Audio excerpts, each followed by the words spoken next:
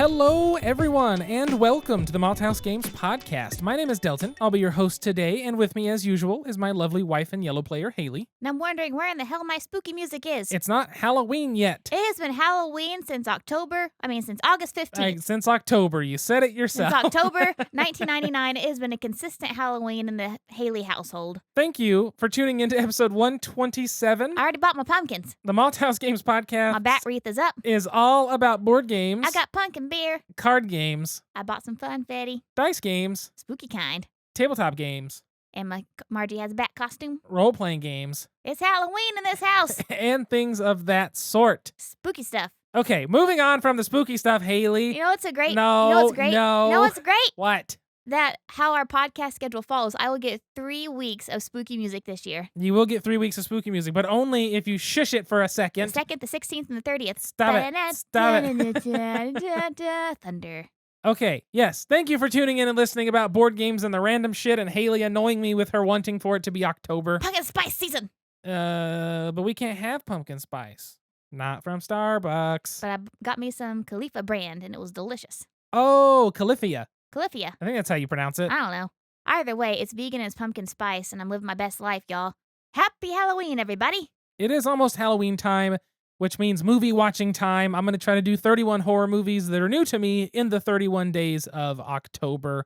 I'm also have convinced Haley. It didn't really take much more than me saying, let's do this. I think we're going to watch all the classic Universal Monster movies during the month, because I have seen 0 of them. So I want to see Frankenstein and Bride of Frankenstein and The Wolf Man and Creature from the Black Lagoon and Dracula and Bride of Frankenstein. I think I already said that. Yeah, I think there's another in there. Invisible Man. Stuff like that. And the Creature from the Black Lagoon. I said that. And Bride of Frankenstein. Oh my God. We just keep going back and forth. Nosferatu. I've seen Nosferatu. Have you seen Nosferatu 3? To Nosferatu Too Furious? Nosferatu 3. Tokyo Drift. There you go. 2 would be the other. Nosferatu Too Fast, Too Furious. All right. I need a beer Nosferatu at this 3. point. Tokyo Drift. So the first beer this evening is Nosferatu 4 for family. from Cockendorfer Brewing Co. out of Duncan, Oklahoma. This is their Irish Red Ale. It's 5.8 alcohol by volume with an IBU of 25.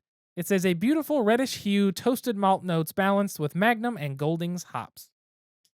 Well, Haley, while I'm pouring this, what have we been up to the last 2 weeks since we got back from Portland? I think you've been knee-deep in a new comic phase, my friend. Me? What are you talking about?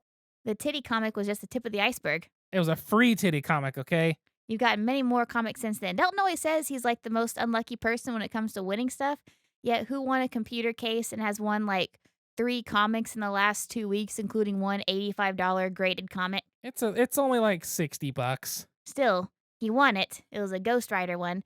But Delton's days have been filled with comics and toys and spending all of his fun budget money by the 11th. I still got some. That's because you earned some more. That because I earned some more, and also because the Upside app, and also because of my Google rewards. They have given me a little extra for the month. It would have been better had I not purchased the, I don't want to say mint on card because that's always sounds just ridiculous, but the inbox on card in very good condition. The mint on card. Walmart exclusive Rat Trap Transformer from 99. Pristine Walmart exclusive. Because when we were in Portland, and I talked about this, I bought a Rat Trap out of box with the card, but it didn't have the bubble. And I love it. And the same shop posted on Instagram that he got some mint on card of these, Transformer Beast Wars. And I was like, I have to have that Rat Trap. It's the Walmart exclusive blue one. It's just too good. And so I've got it. It's hanging on my wall with my other random, 4 vintage, if you consider 90s vintage, which it is at this point, toys. I'll say, the youngest one on your wall is that Beast Wars one. It is 23 years old. I know, isn't that crazy? That's super crazy. Yeah. Well, the beer here definitely has a little bit of a reddish hue to it. It's more of like a good amber color. You could say it has a tinge of the ginge, being a red ale. Just a tinge. It smells pretty standard for an Irish red. It's not too pungent. There's not a lot of that, hop characteristic. When you drink it, you get some of that maltiness, but it's like a little bit of a drier maltiness, right? It's not super sweet on the finish. It tastes like pumpernickel bread. It kind of does, yeah. It has that sort of taste to it. but it's good. Cockendorfer has been really good to us, I think, so far. And that's an Irish red. It's not, Irish reds to me are never anything fancy. They're not my favorite style, but they're nice to have, and I think this is definitely a really good one. And Cockendorfer, I can't think of what else we've had from them. I see the Imperial Stout and the Ruby Porter. Those were both very good. Yeah, they've been killing it, though. We need to go down and see the facility. Absolutely. 10 stars. Clink, clink, Clank, clink. clank, clank. So, Delty, what else have you been up to the last couple of weeks? Like you said, I've been into toys and finding comics that I like. Finding out there's an entire world of awesome horror comics. So yeah, we're doing that. That's basically where I'm at. And I'm trying to think of what else we've done. We went to some antique stores, which was fun up in Guthrie. Ran through all the different antique shops looking at cool stuff. I spent $1. We went to Mary's Swap Meet outside Midwest City, which is a giant swap meet where people sell anything from chickens and goats to fruit and crafts and garage sales and clothes and guns. And that was basically the whole place. Anything you could pull out of your vehicle and put on a table, it was there. It was for sale. I think we talked about that last time, too. We might have. I can't remember. The whole weeks have been kind of running together. We've been doing a Yes. lot of antique shopping, going to a lot of secondhand stores, thrift stores, comic stores, stores galores, I guess you'd say. It's been very fun to go dig through old stuff and try to find something cool. And Delton's also bought me books. I have. What did I buy you? You bought me a book, I forget what it's called, something chemistry. But it is a book about a woman in the 1960s who's trying to make it as a chemist, and you could definitely guess the antics arise. And then he also got me I'm Glad My Mom Died. He actually found a copy. It's Yeah. been sold out on Amazon forever, back ordered for 2 months. Can't find it at Barnes & Noble, can't find it anywhere. Went to our friendly local bookstore, The Best of Books, and there is Miss Jeanette McCurdy's smiling face holding an urn of her mother's with confetti coming out. There was the book, I'm Glad My Mom Died. It was a very dark tale that somehow she has made funny and also heartbreaking and also heartwarming. Highly recommend, but it's not for the faint of heart. Yeah, we've heard nothing but great things about it. Haley wanted to read it, and I've been trying to keep an eye on like Barnes and Noble stock. And like at one point, the Tulsa location, one of their Barnes and Noble or their only one, whichever, got it. And I was like, I'm not gonna try to have them hold it for days and days because they won't hold it for more than a few days for pickup. So I just moved on. But then this last weekend, we had went to the farmer's market downtown and went into Frenzy and had a few beers and tried some stuff of theirs we hadn't had because we haven't really had a drink in their brewery here in Edmond. It's always loud, more over 25. It's every time you go by in the afternoons, it's packed and like you can tell that you have to literally yell across the table to have a conversation. And that's not my kind of environment to be in. I just don't like that. But we went right like 5 minutes after they opened. When we went in, we were like the fourth and fifth people, I think. And it stayed pretty much that way the whole time and was nice and chill. Talked to the bartender a bit, had some beers. And then we walked next door to the antique store and looked around. They had overpriced old toys that weren't for me. And then we went to Best of Books, where we found that book, which is a neat little bookstore we've known about and just never gone to. And it's very small, but they were really nice and helpful. And they actually had a nice range of things to look through. I actually went to them during the pandemic. They did curbside, so I called in, asked them to order a book for me and do the curbside pickup, which was really nice. We'll have to keep in mind to like go check them out and then have them order books for us because I like supporting local bookstores when I buy. It's just I don't know of any that are near us, but that's I think the closest one. That's like an actual local bookstore. We did that, went to that other comic shop that also sold CBD and weed and shoes. Very strange, eclectic collection of things, but the employees were nice and the comics were pretty cool. It was a lot of newer stuff, but still neat. Bought a few things from them, and that's been kind of what we've done. I think we've watched a lot of What We Do in the Shadows and prep for Spooky Month. And bought pumpkins! We bought some pumpkins for the house.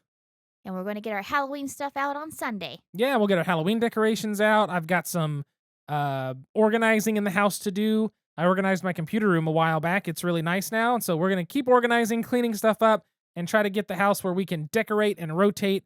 And I'm excited. It's going to be great, y'all. It's going to be good. But something else we've done is try and play a few games here and there in our busy schedule of the past few weeks. And we're going to talk about one of those games. Oh, here's the door. It's straight ahead. It's a game. So today, the game we're talking about is Lost Ruins of Arnak. I'm going to just try to refer to it as Arnak from now on. But Arnak was nominated for the Kennerspiel des Jahres in 2021, the German Game of the Year, and technically Strategy Game of the Year for this one. It did not win it. I don't remember what game won. It was either Cascadia. No, Cascadia was just the Game of the Year. I really don't know. I don't know which one got the Kennerspiel. But this game was nominated, and I think for a good reason. If you ever look at the nominations for the Kennerspiel and the Spiel, if you don't know what that is, Spiel des Jahres is Game of the Year, Kennerspiel des Jahres is the Strategy Game of the Year, and Kinderspiel des Jahres is the Kids Game or Family Game of the Year. And they are like the de facto Game of the Year company or like awards people. Organization, thank you. But the games that they tend to put in their categories are never going to be something that's super obscure. They're almost always going to be, even the strategy games are almost always going to be of a like mid to lightweight, family appropriate, in my opinion, from what I've looked at. And I think that's awesome because that means these games are, even the harder ones, are generally more accessible and more approachable for a group that might have newer members or members that are kind of adverse to putting down, a 3-hour game, something like that. So Arnak was on that, which is very cool. Lost Ruins of Arnak is published by CGE, Czech Games Edition. CGE makes some great games. It is designed by Min and Elwin. I don't know their last names or if that is their last names, but this is all we get. Development team is Michael Stock and Michaela Stakova. Graphic design is Philip Mermak. Art direction is Jacob Politzer. The art is Andrzej Herdina, Milan Vavron, Yuri Kus, and František Sedlacek. The production is Vit Vodika, and the rulebook writer is Jason Holt. So Lost Ruins of Arnak is a game that takes several different, or at least a few different mechanisms you're used to in board gaming, and puts them all into one in what I think ends up being a pretty smooth and interesting game experience. The theming of the game is that you are, I don't know if it says you're explorers or what the like story thing is, but essentially you are some kind of like explorer, Indiana Jones type. You've discovered an uninhabited island that is that has the lost ruins of Arnak, an ancient civilization, and you're able to find traces of this civilization. So the island is technically uninhabited. There is nobody here, but there are these really interesting, artifacts within these ruins. So in the game, you are going to do a couple different things to make the to play the game toward the end. It has a small bit of deck building. It has a little bit of worker placement, and it has resource management. And those are the three main things you'll do in the game. On your turn, you're going to, draw your hand of 5 cards. Everybody does. And then, one at a time, you will take an action. You will only draw a new hand at the very end of the round. So you'll take an action, and if that action is to play a card, you do whatever that card does. Then the next player comes back to you. You now have that hand of 4 cards left. You can play a card. Then it's going to keep going around. You can put a worker out. You can research on the research track, whatever else you're doing, until everybody's got nothing left to do, or essentially everybody passes, and then you'll start the next round. The way that the cards are going to work, there's a few different ways that they work. They can either work for movement, which is how you put your little workers on the board. You have 2 workers. You can go to new sites and dig at them, which is essentially worker placement. You put them there, you get the reward. Or you can explore adding new sites. It's actually, I believe, called Discover.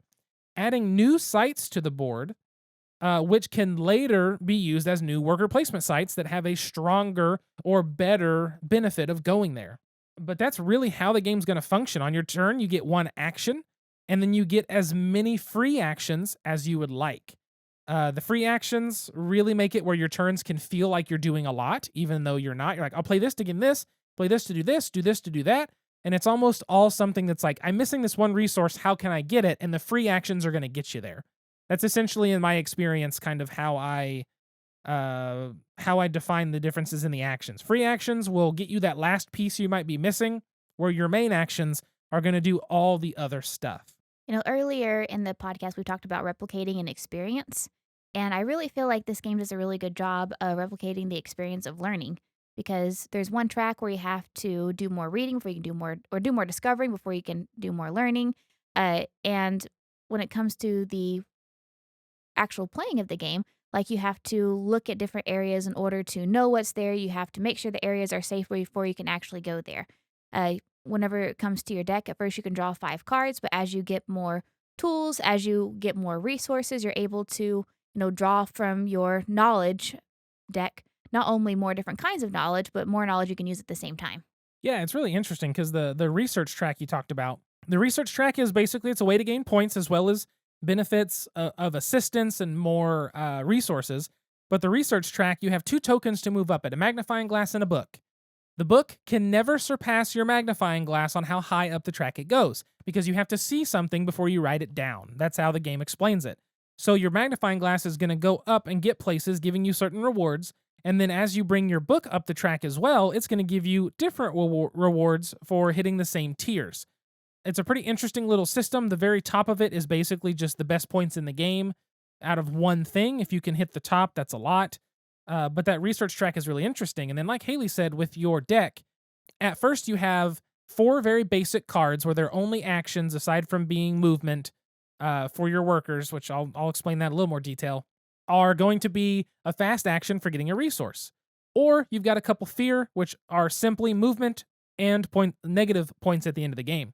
Now, at the beginning, and this is one of my favorite mechanics in this game, and I think that it's part of what makes this game's theme tie in so well to how it plays and how it feels to give you that like Indiana Jones like feel. When you are getting cards on your turn, when you want to buy a card, there are 2 types. There are tools and artifacts. Artifacts are things being found, but essentially at this new location, and tools are something you can get, from camp or have someone send to you, whatever. There is a row of 6 cards at the top of the board, and those 6 cards are the offer that you get to purchase from. At the beginning of the game, there are 5 tool cards there and 1 artifact. In the second round of the game, there are 4 tools and 2 artifacts. And then there are 3 tools and 3 artifacts in the third round, 2 tools and 4 artifacts in the fourth. And then the last round of the game, there's 1 tool and 5 artifacts. And that is, and the book even explains it this way, that is a thematic representation of being further and further away from base camp, having less and less access to tools, but you're finding more and more because you're out exploring. And I loved that in the game. The tool cards are going to go in your deck on basically anything you buy goes on the bottom of your deck. So the first round or 2, you're almost guaranteed that you will draw those new purchased cards, which is really fascinating. But the artifact cards give you 1 immediate, usually very strong benefit when you buy them. But then after you do that and they shuffle into the bottom of your deck, once you draw them again, they have a cost to perform that same action again. But it's really fascinating because the tool cards are going to help you do things like gain this many resources or get a free movement here or, buy a card, draw a new card from your deck. But then the artifacts are going to be like draw a card, discard a card, or buy another artifact for free right now, or take a tool card and put it immediately in your hand, or what's the term? Let me see what it is because it's a transition to one of the things. Overcome a guardian for free where your worker is. And those are super, super strong abilities. So those artifacts you find later in the game are very beneficial because they're so powerful, and it helps the game scale where the tools that aren't as great late, you don't have as many of those to choose from. Now you have more of the powerful cards to choose from, which I find to be a really interesting kind of split. Now, when I said overcoming a guardian, when you go discover a new location, which is to go to a blank place with using movement and paying some stuff, but you're going to flip a new tile saying this is a new worker placement spot, there's going to be a guardian come there, whether it be a spooky dragon vulture thing or a big cat or a alligator or a giant toad or whatever. You can overcome the guardian, which is essentially pay resources if your worker's there.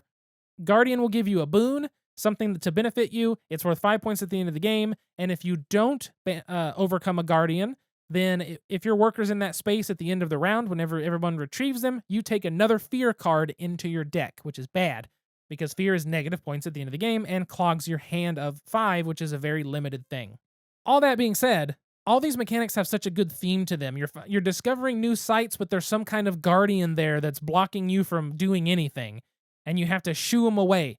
You can look at it in whatever way, but I think that their terminology of overcoming the guardian is great, because that could be in multiple different ways. It's not saying you're killing it, but you're overcoming it. You're somehow succeeding. You're getting past it. And I liked that they kind of went with that. And I do too. I think I just have kind of mixed feelings about the theme still. And I think that's valid, but go ahead and talk about those.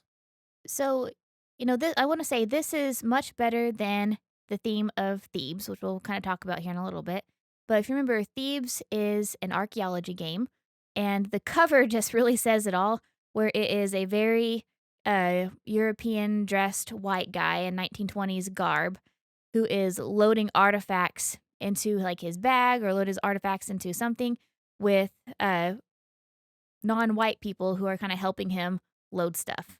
And so it's very much the theme of the game is you're basically a European archaeologist going into the Mesopotamia region, Greece, and Egypt, and excavating and taking stuff back to the museums.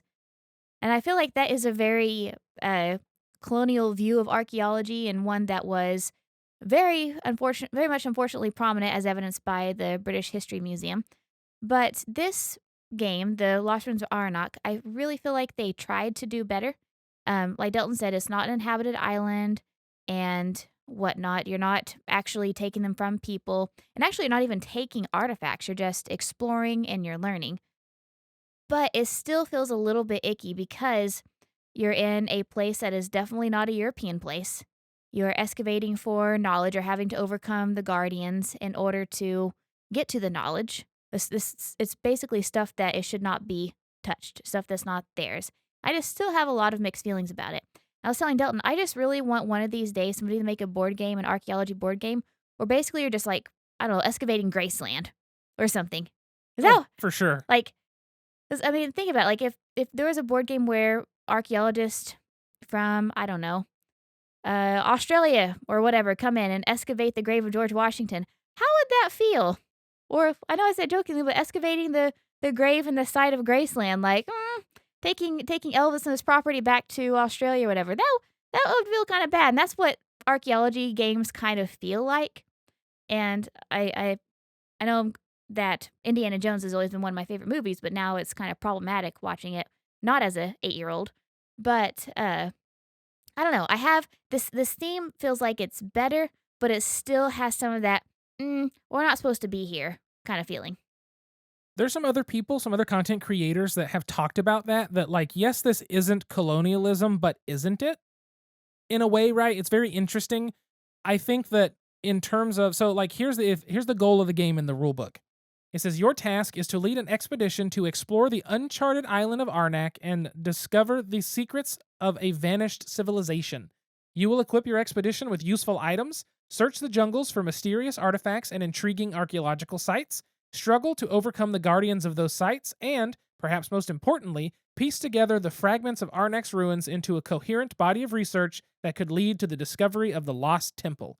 So you're literally trying to find the Lost Temple of Arnak. So the research track itself, the very top of that research track is called the Lost Temple or the Temple. So that's the whole thing, is you're researching as you go, getting these artifacts, getting these resources to then be able to find the temple. But, like you were saying, they did a very good job of making it, it's an abandoned island. There's nobody that lives here. There's no human beings anymore. It's an ancient vanished civilization. You're going in to research and do all this stuff. But it does still kind of have that feel of, yes, it's hard because, yes, this kind of actual research needs to be done in the world. Like learning about things, studying things, finding things out. That's how we know so much about different cultures across the world. The key difference is collecting things, taking things, studying things, claiming things to be found. Now they're yours, right? Defeating guardians. Yes, overcoming the guardians is the kind of weird one there. But the good thing is this doesn't have, you take this back to England and show your, run your museum, blah, blah, blah. Right, like Thebes does. Like Thebes does, yeah. I just want to point out Yes, I did equate our first president to Elvis Presley. That's fine. Yeah, I mean that's basically the game, right? It's a very fun game though. I'm gonna come back around to that. Yes, there's a few issues here with the theme. There's things in it that you're kind of like, okay, but this one for me is by far in terms of I'm an archaeological explorer looking at things. This is by far the easiest to palette. It hits the table easy. It's beautiful. It is not depicting anything that you would like be like, oh, that's kind of icky feeling. It's just yeah, it's still a topic, a subject, a theme that they're trying to dance around something that still has an issue. But I think that this game does it better than any I've played yet. 'Cause that's a problem too. Like with modern archaeology, it seems like it's getting better, but Yes. archaeology has not had a history of cultural competency or sensitivity or acknowledgement beyond what I can take. Oh, I mean, talk about the Greek marbles. Oh, I'm sorry, the Elgin marbles, the Greek marbles. Talk about those, and then there you go. It's all you need to know, right? And the countless Native American cultural items that Oh are in yeah, museums as, oh, look at this, rather than, no, that's sacred, that's for religious purposes. Like, yeah. yeah. There's a lot to it. There's a lot of nuance missed in board games like this. If it's not a board game based on recovering artifacts for the actual ancestors of those artifacts, original owners, something like that. There's that whole conversation, and we could probably talk about that forever. We will not have a decent archaeology themed board game until we, as a common people, are excavating Graceland for points. For points, all the points. First one to find the toilet wins. I called dibs on that. It's gonna be my next game. That's fine. You can do it. We'll make it. But yeah, so that's Lost Ruins of Arnak. It's aside from the theme, aside from the fact that the theme is still kind of in the direction that you're like, all right. Aside from that, I think that this is the best way that a game has approached this theme before, and I also think this game is very fun.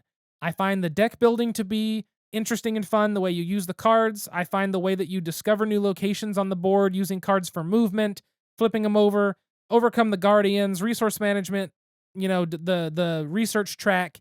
I find this game to be fun, and that's what I've had with it. Both times I've played it now, I've said I really like this. The base game comes with two sides to the board. It has the first side, which is the bird temple, and then it has the second side, which is the snake temple, which makes things just a little different, a little more complicated in spots, but all in all the same. There is an expansion to the game. I have heard and read that the expansion is a must-have, not because the main game needs the expansion, but because the expansion is just so good that everyone needs it if you like the game already. So I was like, well, that's pretty cool. I'm fine with that. So at some point, I will pick that up. I think it's on my list for the BGG Bazaar, hoping somebody's just got the expansion chilling. But this game also has a solo mode. Have not attempted the solo mode as usual. And so far, like I said, have not attempted the Snake Temple side of the board, which has a few extra rules here that I will have to go through, which is pretty short. But all in all, really like this game a lot. I've had a lot of fun with it. It's a game I want to play. The minute I got it out and got the rulebook out, I was like, oh, I just want to play this game. Like, I've really had a lot of fun. Little bits of issues with the theme aside. I say little bits. Again, this is the best presentation of the theme. Yes. Putting that aside, this is a really great game. Progress, but not perfection. Still mixed feelings, not Graceland. Yes. But speaking of Graceland and this game and everything else, before we do anything else, I think we need to explore the next beer. What? We're going to explore the next beer. What does that have to do with Graceland? Because when you excavate a place, you have to explore it at the same time. Ah. Trying to make a clever transition, Haley. But it was going to be after we pour the beer. Here's the thing. I put timestamps in, and I don't want someone to be like, hey, I'm going to go ahead and jump ahead to the topic. And then the first part of the topic is us opening a beer. To me, I'm like, no. I'm coming for the topic. No, give the people what they want. No, I'm trying to make sure the beer goes before transitions. I forget constantly, but it is something that I think about when I go back and edit. I went, oh, man, I should have moved that. So I try to change things around. Give me your glass.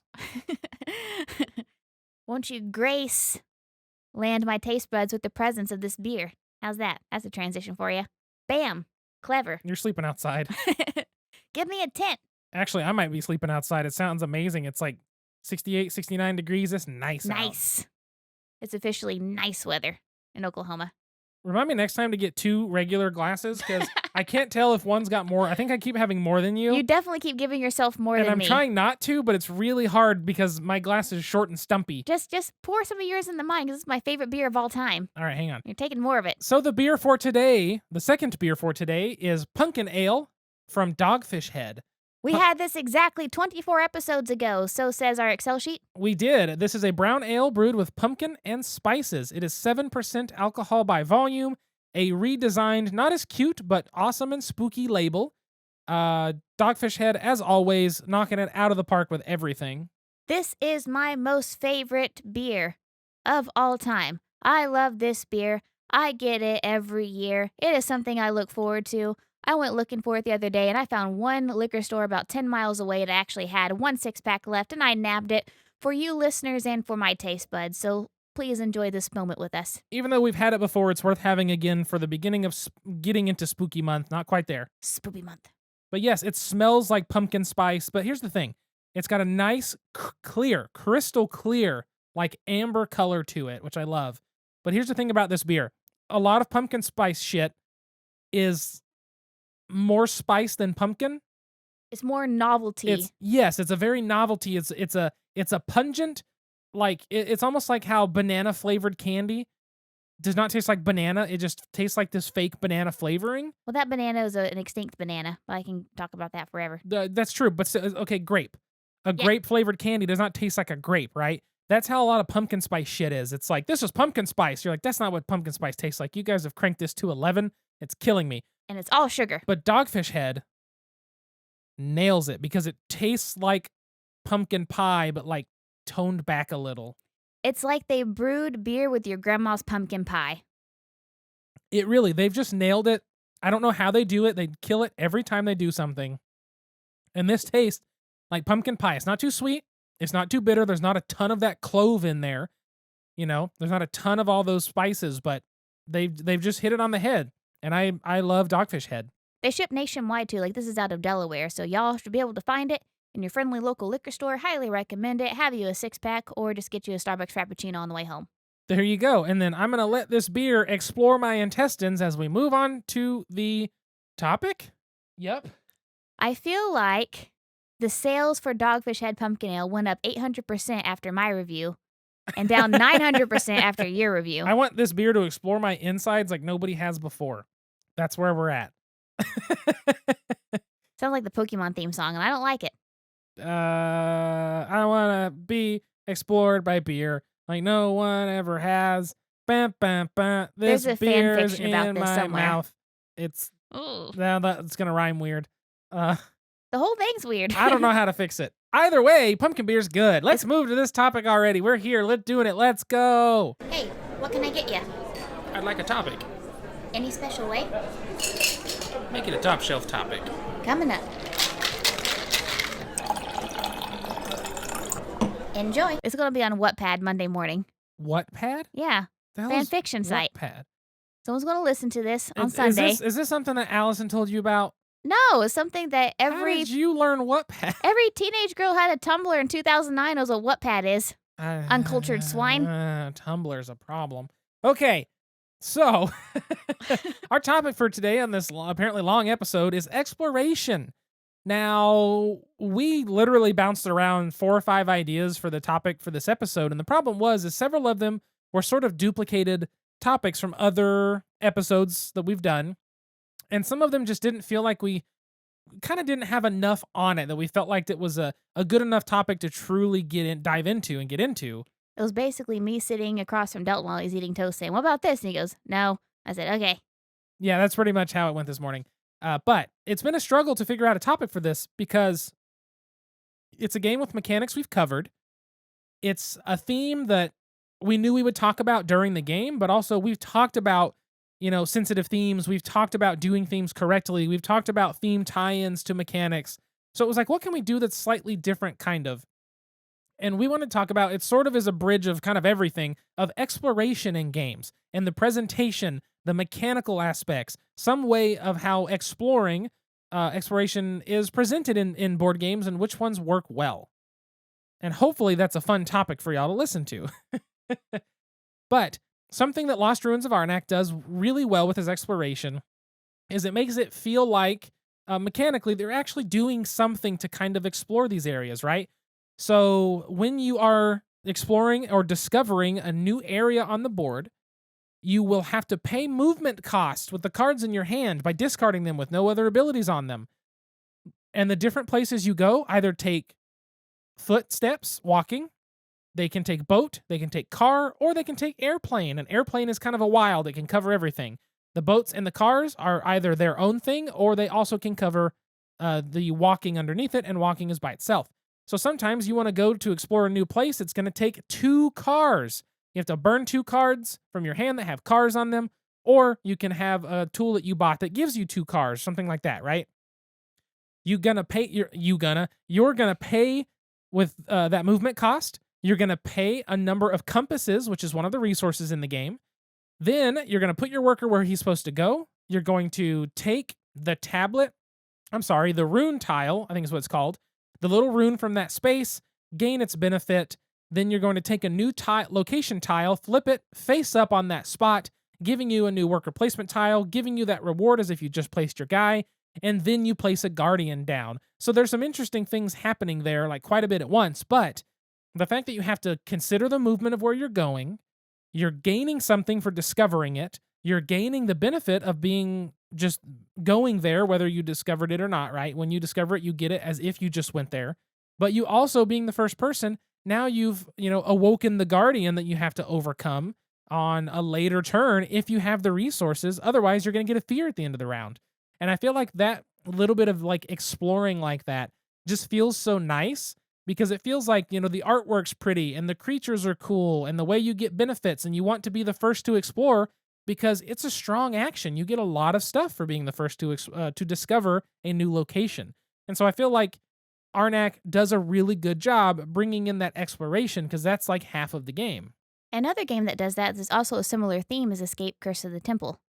So in order to get what you need to get out, and this is another problematic theme where you go in and you are basically trying to get jewels and exit the temple with those jewels before it collapses. Well, you go in and your dice rolls help you to determine if you're able to go into the next room or open it up. And you don't know what's going to be in that next room. It could be the jewels, it could be a trap, it could be a curse. And so that's another one where you are flipping over those tiles and having to defeat or snatch or go into and explore whatever is revealed in that tile. And I feel like that one, along with Magic Maze, which is a different theme but still exploring, that's one of the versions of exploration, right? So like Arnak does it where you know that there's something that's going to be there, but it's a worker placement spot. It's not like you're going to move there and then you have to move through it. But Magic Maze and Escape Curse of the Temple, both of those are where whatever you flip, you're going to have to either go into or travel around or out of to be able to get stuff. So it's a little more based on where you're moving. You know what I'm saying? Like, it's a little bit different the way you discover it, but that is another version of kind of exploring something, is physically exploring the space, looking for something specific, where Arnak is exploring just to explore and see what you receive, sort of thing. And get your benefits. Yes. And then Clank, it's another one where you are flipping tiles in order to explore a dungeon. So you don't flip tiles in Clank. It's been a while since we've played. Oh, what are you doing, Clank? So Clank, it's a deck builder as well, but it has the board is the full dungeon. You're exploring, I said that so weird. You're exploring further in the dungeon. The tiles you're flipping are like the rewards or bad things that you're getting as you try to go down, get the most valuable goods from the Dragon's Cave, and then bolt out of that place with that little bit of like push your luck. So it's exploring in a different way because you know where you are, you know what it takes to get where, but you're exploring the individual rooms. That's just, Clank is just a little bit different because you're exploring what's in the rooms more than exploring the actual, like, something completely new. So it kind of works, but it also kind of is like an edge case here. So, like Betrayal. Like Betrayal, you go to different rooms and you never know what you're going to find. You might find a hunt, you might find something else. So Betrayal is, in the way that Escape and Magic Maze, you're flipping those over, moving through them and finding things, right? Clank, everything is revealed except what's in the room. Like, you can see the room, you know where the room is, you know if there is something there, you just don't know what it is. You could flip it and have something bad, or you can flip it and have something good. But all the rooms you see. You can travel, you can do all that, but it's like, I stop in this room, I see that this has an item, I flip the item token, and the item tells me something. So maybe that one doesn't quite fit, and I got too overzealous there. But Betrayal, definitely, you're exploring the different rooms of the house, flipping them over, running through them, trying not to get a haunt. That's kind of similar. I put Gloomhaven. I've only played Jaws of the Lion, but a lot of dungeon crawls kind of have an exploration, whether it's, you stumble across a room, you go into the room, and then boom, suddenly all the rooms revealed. It's very RPG-like, where once you go in somewhere, somebody has to describe it to you, and you kind of explore in that case, and open doors, and find locked closets, and mimics, and treasure, and enemies, and kind of explore in that way. So I feel like exploring really does go all over the place, doesn't it? Yes, and the very last place that I feel like it goes in the games that we own is in Holding On to Life, The Troubled Life of Billy Kerr. And that's a different kind of exploration game because you're basically exploring the memories of Billy Kerr. And as you go on through the game, as you replay, you collect more memories, the memories become more clear, and you're just exploring the psyche. And I think I really like that one the most. One, because I'm a mental health therapist, is kind of what I do. But two, because it takes exploration in a very different way. A lot of the games that we talked about, whether it's Curse of the Temple, whether it's Lost Ruins of Arnak, or if it's Clank, you're exploring the areas, and either you're revealing the areas or you're exploring, what is in those rooms to get the resources. And with Holding On, you're exploring as well, but it's a very different use of that exploring, and I really appreciate that. It is. It's more of a conceptual explore, rather than a physical explore. But it is. It's a fascinating take and something you don't see in games often, where you're exploring something so different in that space. And Holding On is still stupid flies trying to get your beer. Though. I didn't see him get in there. No, Okay. he got out of there. But Holding On is still one of my favorite cooperative games because it's so fascinating, and we've had such a fun time with it. Even though we had to get the good graces of Michael to pass the third scenario because we failed like 10 times in a row. I am still determined to beat it. But very good game. But yeah, so there's different ways of exploring things, and I feel like the big thing with exploring is how well the theme actually makes it feel like you're doing something. Yes. To me, Holding On, you are exploring the memories of this person as you're helping him. Arnak, you are exploring these new locations and learning about them as you go, right? You get something like Escape Curse of the Temple, you're exploring just in a rush, and so it's very like anxiety inducing. Yeah, I feel like with Escape Curse of the Temple, you're basically running into a room saying, "Oh snap, there it is," and grab it, or "Oh snap, there's a curse." Like it's very quick, but you definitely feel it. Oh, for sure. And Magic Maze is kind of the same way, right? It's all super fast-paced stuff. But there's a lot of games like that, and exploration is something that I feel a lot of times tries to come along with this idea of an archaeologist or an explorer to a new land. And I think that that's fine. And in the case of Arnak, like they actually present it as bad as well as you can. However, something like Billy Kerr takes that idea to the next next level. And I feel like more games could explore it, not being used hilariously the way it works. Explore it. I feel like more games could do something with it. They could do more with an idea of exploring something. And maybe I'm looking at my shelf here and just missing that. Maybe there's a game on our shelf that fits it perfectly and we're just not seeing because it's something a little more conceptual, like Holding On or, something. But I think that that's a place where games need to go.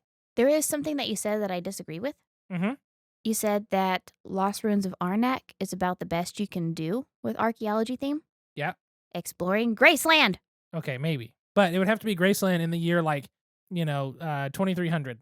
Oh, we can arrange this. We could do it. It's going to be a role-playing game. To be continued. Oh, God. And now, join us for a Malthaus Games podcast special, Pint-Sized Question. So let's get to the question of this episode so we can close it out so I can spend, I might edit tonight. I might just wake up early Saturday morning and edit before we go to Tulsa for Zach and Sarah's. Basically, we have a lot of stuff going on in the next 72 hours, and we are having to duct tape our schedule together, and hopefully it stays all put together until we reach the finish line, just like an old jalopy going to California. Haley, what's our question for the episode? What theme needs to be left behind? Or what theme in games need to be left behind? Why don't you take the lead on this for the first time, Haley? So, a theme that I really think needs to be left behind is the use of mental illness as either a character trait or a flaw. I feel like things like stress, anxiety, the human experience can be replicated in games without it being stigmatizing. And I know I'm biased because they're my friends, but I really like the way that Tuesday Night Games does stress in the Mothership series, where whenever you get Oh stressed, yeah. you can't think as clearly, you can't perform as well. No, that's taking an aspect of the human condition and applying it to the game in a way that is not stigmatizing and does make sense. Because when you get stressed, you can't think as clearly. Yeah. On the flip side, if you're playing a game and you develop PTSD and for the rest of the game you are hindered in what you can do and your actions aren't as good, that's a little bit problematic there. Pandemic Season 1. Pandemic Or Season 1. Pandemic Legacy, I should say. And, not that PTSD doesn't lead to, very difficult circumstances for folks, but PTSD is not a lifelong thing. You can get support. People can draw strength from trauma. Not everyone does. But it doesn't have to completely define and ruin your characters because you had a traumatic experience. I really don't like the use of mental illness as something negative, as a consequence, or as a character. Like, I really like time stories, but there were some characters you play in the first season where, oh, you are the narcissist, or you are the drug addict, or whatnot. And then also Arkham Horror. I love Arkham Horror. But everything in the Arkham Horror universe is going crazy, going mad, going insane. And what game was one of them, one of the characters had OCD and that was a problem. I think that was Time Stories. Was it Time Stories? I believe that was Time Stories. And yes, I feel like you can present mental illness or you can present symptoms of stress, anxiety, whatever in a game, but if it's presented as part of the human experience and maybe character development, and maybe not even something that you have to overcome, but just like something that's part of someone they can live with and still function, rather than, oh, this is a consequence and you've lost half your actions. Goodbye. Cool. I don't like that. It needs to be left behind. Goodbye. And I mean, I think that's understandable. You also come from a profession that understands those things more than most. But I think that if anything, that really shows how the board game world, now given the board game world has improved in a lot of ways in the past several years, but I think that shows one of the biggest things in the board game world, which is consultation. They need more consultation on everything if they're wanting to present something like that or present certain cultures appropriately or whatever. Call me for your mental health consultation needs, board gamers. Not Right. therapy, but consultation. Exactly. I think that's a very good answer, though. I struggle with finding answers to these kinds of things because I'm always hopeful in my brain that someone does it well, and I'm like, this is amazing. And anytime we find a game that we feel does it right, we obviously sing high praises, for just all kinds of stuff. I'll give you an answer. I mean, the easy answer is colonialism. Yes. Colonialism is definitely one of those themes that we could just move on now. And there's been games, Arnak tries to get around it by saying completely uninhabited island of a lost, vanished civilization. Okay, cool. There's nobody there. That's good. It doesn't mean it's not colonialism. If you come in, research the stuff, pretty soon, 100 years later, there's going to be a metropolis there. That's just how this works. That's what history's shown. And I think colonialism, we could move past that at some point, but I also feel that there's certain aspects of it, or at least historical contexts, that can be used to have a good game and also teach a thing. But I feel like the problem is putting the teach a thing in there and make it right. Yes. Or I mean, I guess I don't know. It's a tough one. But what was your answer you were going to give me? Is anything related to the Sky Traders? Well, you just didn't like the theme of that game. Not the theme. It was the artwork and the characters because they were not good caricatures. I will not step off of my Sky Trader soapbox I understand. until the day I die. I understand. That one was down to the artwork, not the mechanisms of the game itself. But yes, that's fine. But really, I don't know. I think colonialism's the easy answer. Because I don't. There's not a game I've really said I'm not gonna play that I can think of because of the theme or because of the setting. But there are games after playing them go, that you go, feels kind of odd. Like Mombasa. Great game. Fun game. And it feels kind of icky. Feels a little icky, Diamond Trade, and you're just playing like the Dutch or the French or the English or whatever, and you're like, nah, this kind of has a bad connotation. Yes, it references it in the book. Still kind of bad. Is that colonialism? Pretty sure. It's still part of colonialism, right? Because a lot of those places were colonies of these other countries. So I guess my answer just comes back to colonialism. The only times I feel icky in a game when colonies are involved. And the thing is, there's been like 10,000 colonial board Yes, games. for sure. Like, do another theme. Do plants. Do cats. Do excavating Graceland. Just kidding. Don't do that because I'm going to do that. Yeah, there's so many more things you can do. We're tired of seeing you. Let's go here and build a new civilization. Herder. We don't need that anymore. Build a sandcastle. Build a cult. There you go. There's probably a game out there like that. Sandcastle's good though. You're a bunch of kids on the beach building sandcastles. Sandcastle cult. That could be a fun little buildy game. That's a cool idea. Anyway, I Full of them, I baby. feel like this question segment went on way too long. Give the But people what they want. More of my voice. That's fine, but so has a lot of this episode. I'm going to have to do quite a bit of editing, and hopefully we'll figure out a time for me to get that done in the next less than 48 hours. IDK, I feel like this podcast went along seamlessly and smoothly. Sure. Whatever. Thank you so much for tuning in and listening to the Malthaus Games Podcast, episode number 127. Hopefully our ranting and raving and babbling on has not dissuaded you from continuing listening to our podcast. If you liked it, make sure to give us a like and subscribe and share it and tell your friends about us and, do all that kind of dumb stuff. Send us an email, contact@malthausgames.com. You can always find us at Malthaus Games on all social media. You can find Haley at SQUIRRELYGEK. And don't forget to thank our Patreon backers, my deli. I hadn't got to that point yet. But yes, you can send us an email for any kind of topic you want us to cover, question you want us to answer, beer you think we should find, or game that you think we need to play and talk about on the podcast. I have my eyes on a couple for the next episode we're going to see, because one of them I want to buy.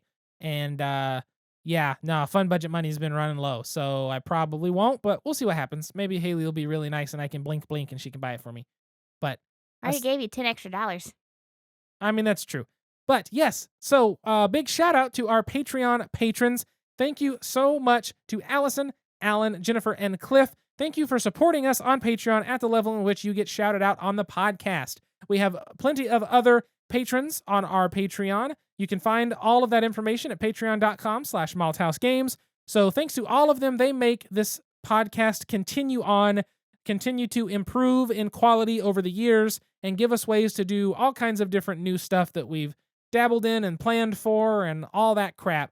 But yes, we're very, very grateful for everybody that supports us. I just Googled Sky Traders and got angry all over again. It's much more racist than I thought. It is. It really is. The artwork in that was troublesome, problematic, wrong, whatever you want to say. But yeah, so I think that's going to wrap this episode up. I got to do massive amounts of editing on this, I think, at this point. But we've got crap to do. I don't know what's going to happen. Thank you so much for tuning in and listening to the Malthaus Games Podcast. Until next time, sit back, relax, grab a drink, and play some games. We'll see you folks later. Goodbye. Bye.